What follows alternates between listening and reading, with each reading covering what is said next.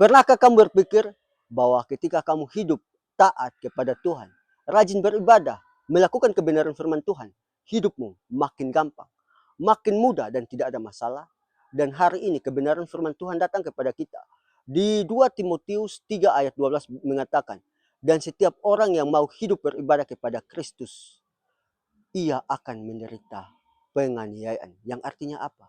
Yang artinya jalan kita ketika kita mengikuti Kristus berbeda dengan jalan dunia. Kenapa? Karena jalan dunia adalah jalan yang penuh dosa dan jalan Kristus penuh kesucian, penuh kekudusan. Orang-orang dunia melakukan hal-hal yang menyenangkan hati mereka, menyenangkan daging mereka seperti apa? Seperti mereka berbuat zina, melakukan perbuatan-perbuatan yang tidak baik, berbohong, menipu, dan juga mereka mendendam, mereka balas kejahatan orang. Itu adalah perbuatan dunia. Dan kita kalau kita hidup dalam Kristus, kita harus melepaskan itu semua. Itulah yang membuat kita menderita. Ketika kita mau membenci orang, Yesus mengatakan kita harus mengasihi.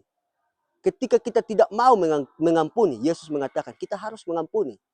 Dan ketika kita diperlakukan tidak baik, Yesus mengatakan apa? Sabar, dan kita harus sabar. Itulah yang membuat kita menderita. Dan dalam hidup kita, kalau kita belum menderita hal-hal seperti itu, aku berani mengatakan kita belum hidup dalam Kristus. Karena ketika kita hidup dalam Kristus, kita pasti menderita.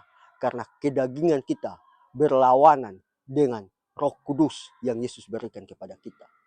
Biarlah kebenaran firman Tuhan ini memberkati kita semua.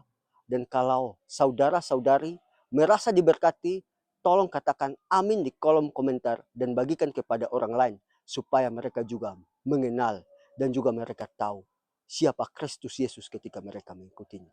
Haleluya, amin.